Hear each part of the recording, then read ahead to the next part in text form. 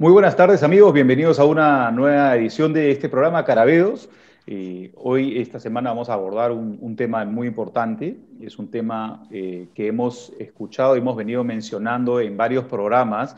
Hoy día, puntualmente, vamos a hablar sobre la palabra resiliencia. Vamos a tocar el tema de la resiliencia. Y para ello, hoy día hemos invitado a dos personas que también son especialistas en sus materias, valga la redundancia. Y vamos a contar el día de hoy con la participación de Giselle Silva Panes. Ella es doctora en psicopatología de niños y adolescentes. Además, es psicóloga clínica de formación y también es pionera del concepto de la resiliencia en el Perú, ¿no? Trabaja como psicoterapeuta y de artes expresivas y es docente de la Pontificia Universidad Católica del Perú. También nos acompaña Christian Buckley. Christian es comunicador social de formación, pero además se formó como psicoterapeuta psicoanalítico, también tiene una formación como psicodramatista, es profesor de yoga y meditación, pero está muy enfocado y muy orientado al tema de la parte de rehabilitación y nos va a contar un poco más de eso. Y como siempre, Leopoldo Carabedo, que también va a darnos su apoyo a nivel psicoterapéutico, la parte de la formación desde su perspectiva. Y para eso vamos a arrancar el programa el día de hoy, justamente preguntándole a Isel qué es la resiliencia, ¿no? ¿Qué es la resiliencia y qué significa realmente ser resiliente? Ok, gracias por la invitación. Bueno, la resiliencia es algo que nos habita a todos en realidad, y no solo a los seres humanos, sino también a una serie de, digamos, de entidades de la naturaleza, ¿no? Y tiene que ver con esta capacidad, si hablamos de los humanos, de podernos recuperar nuestra forma para poder, después de un trauma, después de un golpe, poder seguir adelante. Y además, los estudios que se han hecho y todo nos dicen que no solamente podemos seguir bien como estábamos, sino puede generarse un crecimiento interior. Entonces es crecer de repente después de un trauma, ¿no? Tener esa posibilidad, no quedarnos aplastados a partir del trauma, de un golpe. Eso es en sencillo. Y bueno, ¿qué cosa significa ser resilientes? Significa pues tener activados esos recursos para poder responder a la adversidad, ¿no? Y además esa posibilidad de poder crecer, poder madurar, poder tener una vida un poco más profunda quizás, ¿no? Y la historia está repleta, las películas nos lo muestran, las historias de la literatura, de historias de resiliencia, y todo es un poco la historia de cada uno. O sea, ¿quién no ha pasado por golpes duros en la vida cuando, ¿no? De repente, cuando uno es adulto ya cuenta bastantes golpes en la vida y a veces ocurren antes, en la infancia, ¿no? Entonces es algo de todos y por eso creo que pega bien este concepto. Es importante además en esta época. Sí, totalmente de acuerdo contigo. Además, creo que es una palabra que estamos utilizando mucho ahora, ¿no? En esta coyuntura, en esta época, ¿no? Eso me da pie también a preguntarle a Cristian un poco, ¿qué tanto el ser humano crees tú que puede ser resiliente en general, ¿no? Y ahí, si es que hay alguna pauta que desde tu experiencia podemos seguir a nivel de resiliencia. Bueno, todos vamos formando de cierta forma esta capacidad, solamente que algunas personas más que otras por el contexto, y todo tiene que ver en realidad con la historia que uno va desarrollando desde muy pequeño, ¿no es cierto? Entonces todos tenemos esa capacidad, sí, porque todos vamos a estar en contacto con otras personas, ¿no es cierto? Como decía Giselle, la historia nos ha marcado un montón de historias y de personajes, digamos, que han sido resilientes. Más Cyrulnik, digamos, quien es el que populariza, estudia, trabaja y asienta este término, tuvo una vida muy difícil personal, digamos, en la época de la Segunda Guerra Mundial.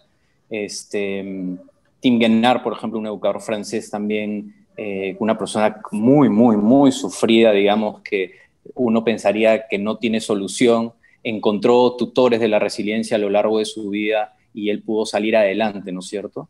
Entonces, en realidad es un término que no solamente debemos rescatarlo, creo que es señal de esperanza y me ha resonado mucho lo que dijo Giselle, más en esta época, sí, pues estamos en una época de pandemia donde hemos sufrido muchísimo y creo que tenemos que ir desarrollando nuestras capacidades, ¿no es cierto? Es nuestra capacidad de adaptarnos a las cosas para poder crecer y es un poco resignificar, darle un sentido nuevo a todas estas vivencias por las cuales estamos transcurriendo. Sí, de acuerdo. Y eso me da pie también un poco a preguntarle a Leopoldo ahora si es que desde tu perspectiva, cómo trabajar la resiliencia desde la parte terapéutica, ¿no? Esto se tiene que hacer individualmente o se tiene que manejar con algún soporte del entorno en general. Y tomando a Boris Cyrulnik también, que es un autor que a mí personalmente lo refiero bastante porque ha trabajado bastante este tema. Él mencionaba que somos más o menos 7.000 millones de personas en la Tierra y más o menos la mitad, o casi la mitad de las personas que habitamos la Tierra hemos tenido algún tipo de dificultad, ¿no? Y de algún tipo de trauma, y de esa mitad que ha tenido algún tipo de trauma, la mitad va a volver a tener un segundo trauma, ¿no? Entonces, sin dejar de lado el trabajo individual, es muy importante el trabajo con el entorno, porque nosotros podemos hacer un trabajo muy importante con cada sujeto, con cada individuo, pero si el entorno no ayuda, esas potencialidades no se van a desarrollar, ¿no? Y para mí, directamente, la resiliencia está sostenida, ¿no?, en el entorno. Es la potencialidad humana y el entorno que favorece o no el desarrollo de estas capacidades, ¿no? Si no encontramos eso, o sea, si la forma de ayuda no incluye el entorno, entonces va a ser mucho más difícil que esa persona pueda lograr salir adelante, ¿no? Y retomando un poco lo que dice Leopoldo, lo que pasa es que el término resiliencia en realidad está muy, son, digamos, como hermanos, digamos, con la teoría del apego de Bowlby, ¿no es cierto? Y la etología, que también se recoge la observación, digamos, del comportamiento de los animales, ¿no es cierto? Y todo tiene que ver con un otro, con lo relacional, con cómo nos relacionamos, cómo vamos construyendo esta parte, ¿no es cierto? Cuando desde muy pequeños, digamos, nosotros vivimos a través de los ojos de la persona que está ejerciendo la función materna, digamos, para no decir la mamá, ¿sí? Pero vivimos con un otro y son esas capacidades que se van desarrollando en el camino, ¿no? Entonces tiene que ver con el entorno, lo que dice Leopoldo. Y ahora también yo estoy bien de acuerdo con lo del entorno, sobre todo con un vínculo de alguna manera que ofrezca una seguridad, ¿no? Se han hecho también muchos estudios. Yo conduje un estudio con 25 jóvenes que habían vivido en pobreza absoluta y estos chicos habían logrado ser profesionales exitosos y habían sido niños trabajadores con unas historias de trauma terribles. Entonces yo los estudié, hice entrevistas largas con ellos y lo común a estos chicos era que habían contado con un vínculo sólido, incondicional, de aceptación más que nada, ¿no? Y de soporte, y no importaba si fuera la mamá, el papá, porque también ocurría que no estaban los padres, que habían sido maltratadores o que habían sido ausentes o que habían muerto, y habían encontrado un vínculo en otra persona del entorno, que incluso podría ser el sacerdote, podría ser un maestro, ¿no? El ser humano está siempre abierto a la necesidad de encontrar esa conexión con un otro, y eso es lo que es el factor principal de la resiliencia. Y por otro lado, al lado del entorno están los recursos interiores, internos, ¿no? Que se activan y que están. Lo que hay que hacer es activarlos desde también la mirada de quien acompaña a esta persona que está pasando por una adversidad, ¿no? Y en ese sentido, terapéuticamente también, si tu mirada está sobre el trauma, sobre digamos, el problema, quizás ahí hay que virar un poco para que la mirada esté sobre los recursos, sin olvidar, sin desconocer la dificultad, ¿no? Si no es imposible. Haces pensar, Giselle, hay un autor norteamericano, Donald Stern, que decía que todo niño necesita ser reconocido, ¿no? Todo ser humano necesita ser reconocido. Y lo que tú estás señalando es esa capacidad juntando lo que decía Cristian, ¿no? Que encontrar a alguien que pueda mirarnos, ¿no? Es decir, cuando alguien está sufriendo, pero que no solamente mire acompañen el dolor, sino que mire los recursos de la persona para salir adelante, ¿no? Que eso me parece que es bien importante. Que crea. Ahí entraría el término, digamos, de tutores de la resiliencia, ¿no es cierto? Va de la mano con eso. Sí, totalmente. Y realmente son aquellas personas que se encuentran, ¿no? Estas personas que son como los tutores de resiliencia, tienen esta mirada sobre la persona que sufre, los mira desde sus posibilidades. Entonces, ese es algo bien importante, por ejemplo, para los maestros, para los docentes, para los médicos, a veces, o para los sacerdotes, o sea, para cualquier, digamos, persona que tenga la función de poder hacer un acompañamiento, ¿no? Que tenga ese rol en la sociedad, bien importante. Me parece interesantísimo que lo hayas traído, Giselle, porque muchas veces, también en nuestro campo, muchos terapeutas, ¿no? Profesores, gente que atiende a otras personas, está buscando como modelos, ¿no? Esta persona tiene que convertirse en tal cosa y no mirar las posibilidades que tiene esa persona en particular, ¿no? Ser reconocido en esa singularidad, que es muy importante, ¿no? Sí. Ahí y les iba a compartir un poco también en la experiencia, porque y me va a dar pie a la siguiente pregunta que le quería hacer a Giselle, pero efectivamente, ¿no? Creo que somos algo que vemos mucho en este país, como los ejemplos que mencionaba Giselle, del perfil, ¿no? De las poblaciones más vulnerables o lo definido como población vulnerable, ¿no? Donde se ve mucho este tema de abandono, este tema de, hace poco, por ejemplo, tuvimos la oportunidad justo con mi mamá, porque ella apoya a un sacerdote que hace mucha labor social en provincia, pero en unas provincias muy, muy, muy abandonadas, ¿no?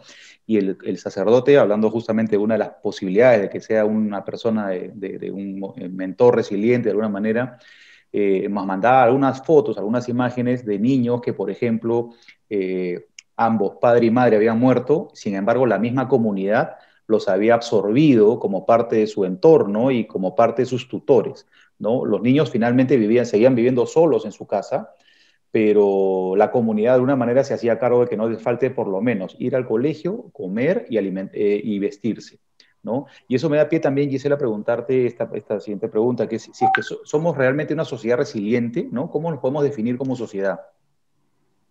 O sea, la pregunta va hacia nuestro país, ¿no? Como el Perú, Sí, digamos. exactamente. Sí, ajá. Sí, yo creo que en general, como decía al comienzo, la humanidad es resiliente como parte de, digamos, de su programación como especie, ¿no? Ahora, la resiliencia tampoco es un concepto o una capacidad ilimitada. O sea, en algún momento hay un quiebre y ya no se puede más, ¿no?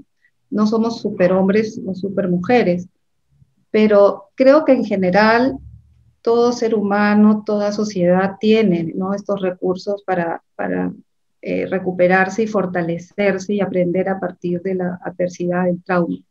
Y nuestro país ha dado muestras, pues, porque o sea, como país vemos, ¿no? Una sociedad que siempre se recompone, sigue avanzando, pero también hay otros aspectos que se van como que profundizando en la dificultad, ¿no? Entonces, hay ahí una tensión, una lucha. No hay que idealizar tampoco el término de la resiliencia, porque si no también nos quedamos en una mirada muy romántica, de que a pesar de que vengan todas las desgracias del mundo, siempre vamos a salir adelante. Es un equilibrio, ¿no? Hay que reconocer que existe esta capacidad, pero también hay que atender estos problemas profundos. Hoy en día estamos con el tema de la corrupción, ¿no? Todos estos problemas pero ahí vemos la fuerza, ¿no? De la gente, por ejemplo, de salir a protestar. Y ahí está la pandemia y entonces la gente también se recompone y encuentra recursos. Pero eso no justifica, también, esa es mi posición, no justifica que como somos resilientes nos quedemos así, porque siempre vamos a responder, ¿no? Hay que también ver el costo de eso, ¿no? De esa mirada. Entonces, sí, somos un país resiliente, en buena hora, ¿no? Mucha creatividad, mucho emprendimiento. Todo eso también tiene que ver con la historia, con nuestra historia, ¿no? Como, digamos, nuestra historia ancestral. hay una mirada histórica que también es importante considerar a la hora de pensar en esto, ¿no? Entonces, sí, yo diría que sí, de todos modos. Es interesante esta observación que has hecho, ¿no? Que hay que evitar, o sea, entendiendo que evidentemente la resiliencia no es infinita y que se usa mucho en el Perú el término resiliencia como si fuese un comodín, ¿no? O sea, es como, ese es como en el monopolio te saco de la cárcel, ¿no? O sea, es el comodín, listo, la palabra perfecta para decir ya, listo, vamos a salir de esta de todas maneras, ¿no? Y hay muchos otros factores detrás, como tú dices, corrupción y indiferencia, una escasez de educación que va llevando, ¿no? Exacto, ¿no? Eso me da pie también, bueno, a preguntarle a Cristian, ¿no? Dentro de las cosas que puedes haber visto, que puedes desarrollar tú, ¿qué hábitos puede desarrollar una persona resiliente? Para conectar un poco con lo que está mencionando Giselle, habría que romper, digamos, con este pensamiento mágico de las cosas suceden porque suceden, ¿no es cierto? Y en realidad hay que trabajar bastante en uno mismo, ¿no es cierto? Entonces, en realidad es generar espacios básicamente donde uno pueda generar potencialidades. Tienen desde la psicoterapia, desde espacios creativos, de arte, fundamentales, música, digamos, hay muchos espacios de conexión con uno mismo, con yoga, deporte, alimentación. En realidad vamos a caer, creo que constantemente bajo la receta, entre comillas, aunque estoy en contra un poco de los tips y ese tipo de cosas, pero de salud mental, ¿no es cierto? Mirarse a uno mismo, parar para mirar a uno mismo, para parar para mirar a otro, ¿no es cierto? Y generar estos espacios, digamos, donde uno se pueda conectar consigo mismo. Porque no hay posibilidad, digamos, de cambio si es que no paramos a mirar qué es lo que nos está sucediendo. Tendremos mayores probabilidades de cambio si es que paramos, miramos, observamos cuáles son los problemas para tomar acción sobre ellos. Pero si nosotros estamos en la vida, digamos, en piloto automático, va a ser muy complicado y muy complejo, digamos, cambiar esas cosas. Pueden darse, digamos, por las circunstancias, pero va a ser muy poquito, ¿no es cierto? Entonces, yo creo que uno de los trabajos del que nos toca en realidad en la sociedad es parar y mirar hacia adentro, ¿no? Es darnos un espacio interno en ese sentido.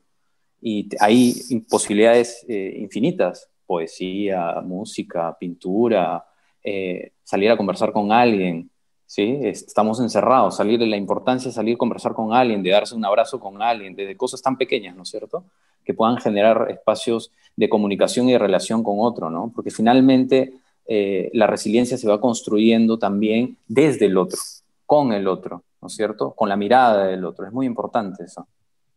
Sí, tocando los puntos que decías ahorita, justo este tema de tener contacto con alguien en tu entorno, nos pasa mucho ahora, ¿no? El tema de la prevención en el contacto, pero particularmente creo que los latinos somos una sociedad donde estamos muy acostumbrados al contacto, ¿no? Al abrazo, al saludo, y nos está costando mucho, pues, el mantener esta relación con la gente sin abrazarnos, sin saludarnos como estábamos acostumbrados a hacerlo, ¿no?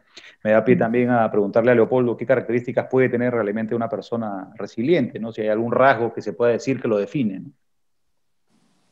Hay varios, ¿no? Uno de ellos es precisamente la creatividad, que es muy importante, pero a partir de lo de Giselle me parece necesario decir, ¿no?, que nosotros vivimos en una sociedad que desgraciadamente hay muchos visos de división, ¿no?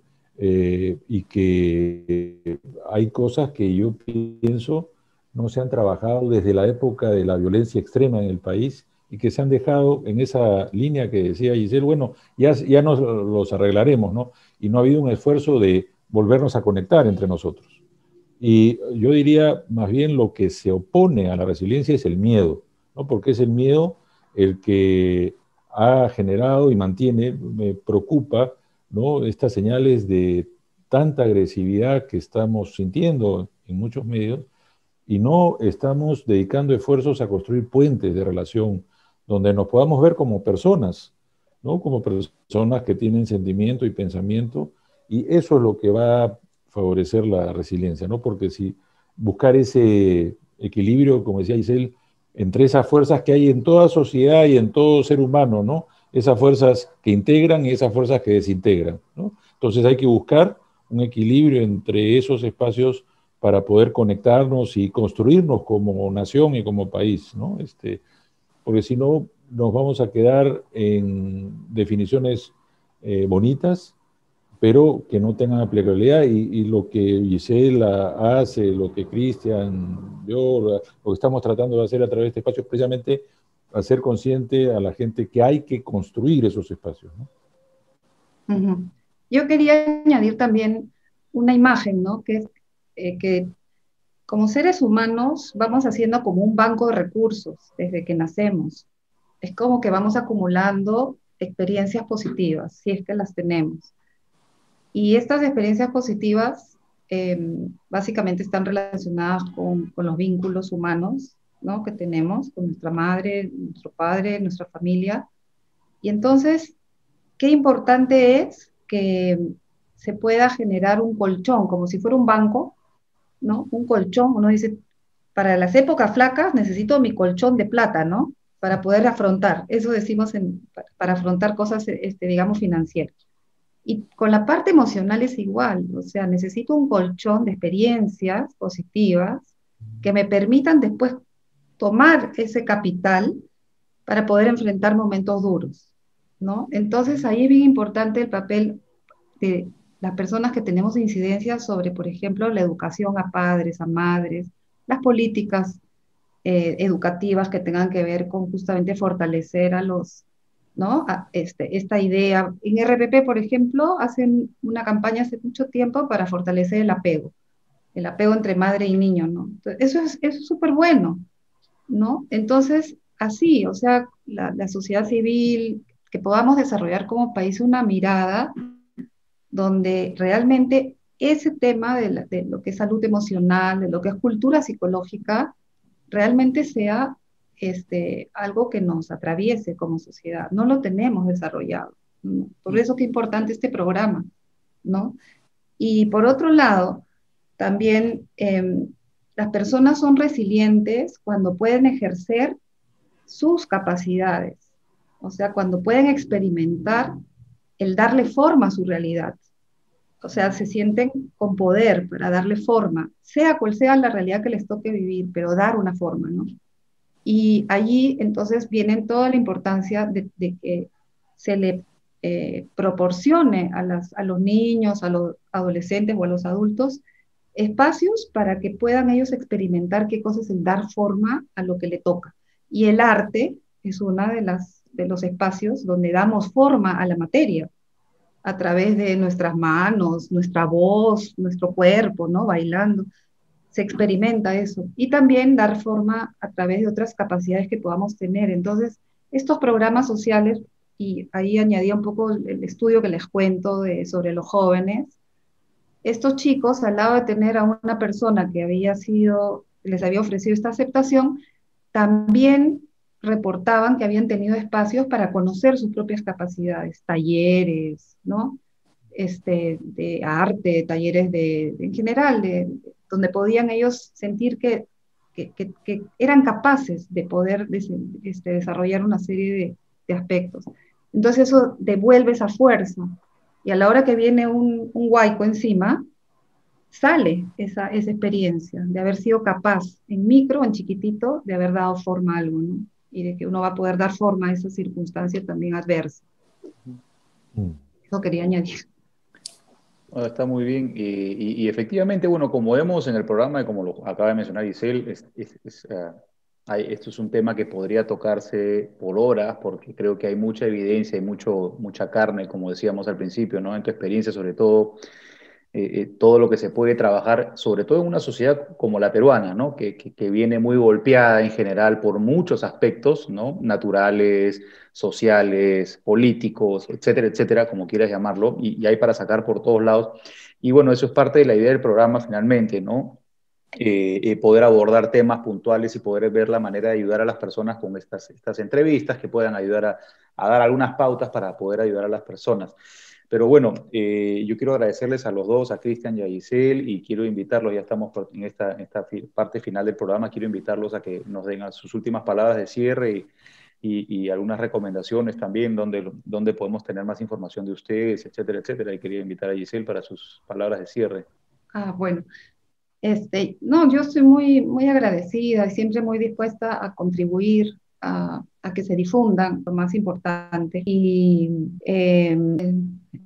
desde lo que trabajo, desde lo que hago, siempre busco soy terapeuta de artes expresivas, como Leopoldo sabe, estuvimos haciendo mucho en un encuentro, un conversatorio, y el arte es un espacio realmente importante, ¿no? Se desestima educación artística en los colegios, ay, es una hora que se está perdiendo, ¿no? Es absolutamente importante porque realmente se desarrolla estas capacidades, este conocimiento interior, la expresión, la comunicación con los otros. Entonces, quizás mi mensaje último sería eso, ¿no? De que las personas puedan quedarse con esta idea de emprender arte, sea la forma que tome. Eso, y así me despido. Muchas gracias. Genial. Gracias. Gracias a ti. De hecho, lo tocamos en el programa de la semana pasada que hablamos sobre la música, ¿no? Como una herramienta para expresarnos, y de hecho, Leopoldo lo comentó también al final del programa, ¿no? Que como en nuestra currícula educativa no se le da la importancia, por ejemplo, a la música como parte de la currícula, ¿no? O sea, no solamente como arte, sino que la música per se tiene hay toda una filosofía y todo un estudio científico relacionado a la música y cómo te ayuda a nivel del desarrollo cognitivo y de un montón de variables que son muy importantes, sobre todo en una sociedad como esta, ¿no? Pero bueno, hay muchas cosas que hay que hacer todavía a nivel educativo en nuestra sociedad. Cristian, tus palabras de cierre para las recomendaciones del programa. Bueno, agradecerles en realidad por la invitación y por el espacio. Creo que estos espacios son fundamentales. Eh, Sobre todo porque creo que lo que nos falta mucho son espacios para pensar, ¿no es cierto? Para discutir de manera alturada los temas y romper básicamente este aspecto dicotómico que tenemos en la sociedad, blanco o negro, bueno o malo, si no es conmigo estás en contra mío, ¿no es cierto? Y encontrar estos espacios. Y creo que estos espacios de reflexión son importantísimos, ¿no es cierto? Tenemos muchísimo trabajo por delante. Eh, pero mientras más se generen estos espacios, más hayan espacios en el aspecto educativo de arte, bueno, psicodrama, digamos, la parte emocional, creo que vamos a construir una mejor sociedad en ese sentido, ¿no? Entonces, felicitarlos en realidad. Gracias, gracias. Y de hecho, ese es un poco la idea del programa, ¿no? A sumarle un poquito, aportarle un poquito a la sociedad. Bueno, mi querido doctor Leopoldo, sus palabras de cierre, por favor, para que no se me... Hay una frase que a mí me encanta citar, que la leí de Cyrulnik, que es de un poeta alemán que se llama Hölderlin, que decía que la poesía es el hospital de las almas heridas, ¿no? Es decir, cómo cuando uno escribe, cuando uno puede expresar y canalizar sus emociones, se van curando o se van sanando las heridas que todos tenemos. No existe un ser humano en la Tierra que no tenga alguna herida, ¿no? Algunos más, algunos menos, pero todos las tenemos. Y esto que se ha planteado tanto Giselle como Cristian, que la educación debería pensarse, ¿no? Y alguien además leía por ahí que no hay posibilidad de que la educación siga siendo solamente matemáticas y memoria. También tiene que tener un espacio muy importante para el desarrollo de las emociones y de las capacidades afectivas de los seres humanos, ¿no? Y lo que hay que hacer es darles herramientas para que puedan usar saludablemente estas capacidades, ¿no? Porque si no, si tomamos la actitud, como decíamos en el programa, bueno, ya como son resilientes, ya se las arreglarán, entonces no vamos a ir a ningún sitio. Eso hay que tener una claridad, que eso hay que buscar fuentes para que se canalicen y podamos desarrollarnos todos y hacer una sociedad donde todos convivamos y tratemos de estar lo mejor posible entre nosotros.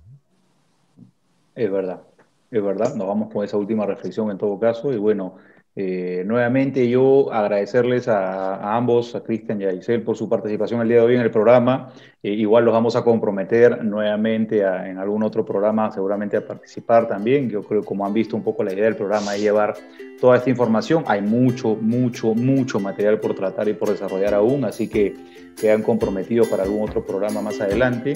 Y bueno, nada, agradecerles nuevamente su participación. No se olviden de suscribirse en el programa aquí en el canal y compartir la información si lo consideran relevante. Y bueno, con nosotros ha sido todo por hoy en esta edición del programa Carabeos. Nos vemos en la próxima semana, un programa nuevo. Así que agradecerles a todos y nos vemos la próxima semana. Gracias a todos. Nos vemos. Chau, chau. Chao.